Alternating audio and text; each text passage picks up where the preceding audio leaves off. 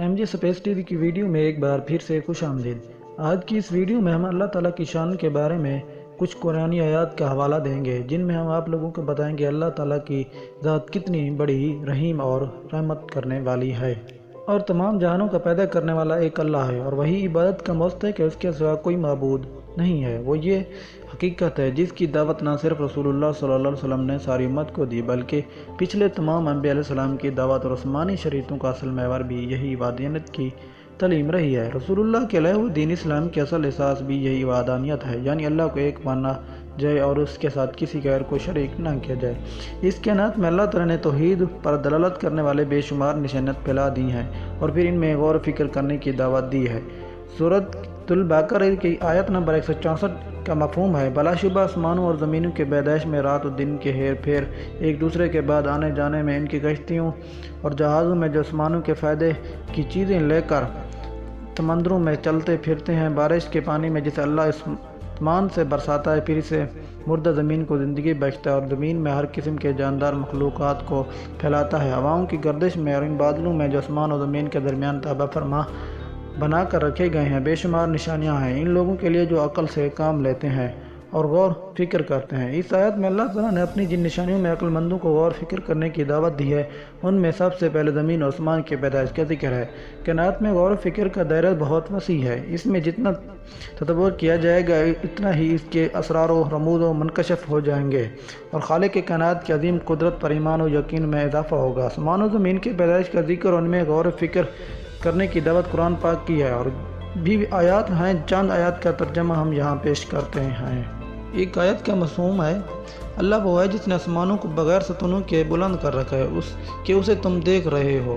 ہر شخص اپنی آنکھوں سے ہر روز ہر لمحہ اس بات کا مشاہدہ کرتا ہے اور کر سکتا ہے کہ اس کے سر پر یہ بلند و بالا آسمان چھت کے مانند بغیر کسی ستون کے قائم ہے۔ کیا دنیا میں آج تک کسی انسان نے ستون کے بغیر کوئی عمارت قائم کی، اور کیا عقل انسان نے اس کا تصور کر سکتی ہے، اور کیا ایسا ممکن بھی ہے؟ لیکن اللہ کی قدرت کا یہ عظیم شاہکار کیا ہے، اس بات کی دلیل نہیں کہ اس کا کوئی پیدا کرنے والا ہے، اور وہ بہت بڑی قدرت اور طاقت والا مالک ہے۔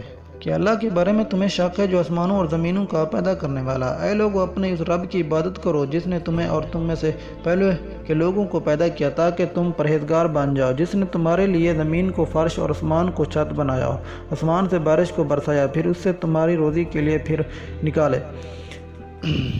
پھل جنہیں تم کھاتے ہو اور جانتے ہو بوجھتے ہو، اللہ کے لیے شریک مقرر نہ کرو۔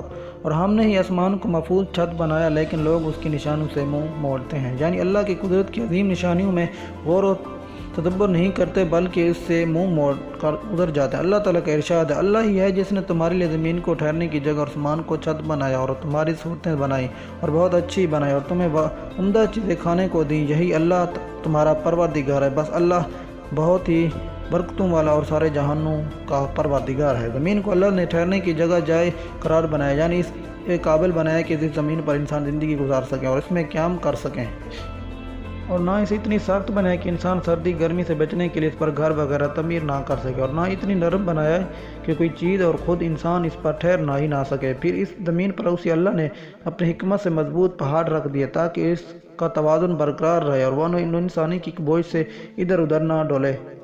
اس نے زمین میں پہاڑ گاڑ دیے تاکہ تمہیں لے کر نہ ہلے، اور نہریں اور راہیں بنا دیں تاکہ تم منزل مقصود کو پہنچو، اور بھی بہت سی نشانیاں مقرر فرمائیں، اور ستاروں سے بھی لوگ راہ حاصل کرتے ہیں۔ تو کیا جو پیدا کرتا ہے اسے جیسا سے جو کوئی پیدا نہیں کر سکتا؟ کیا تم بالکل نہیں سوچتے؟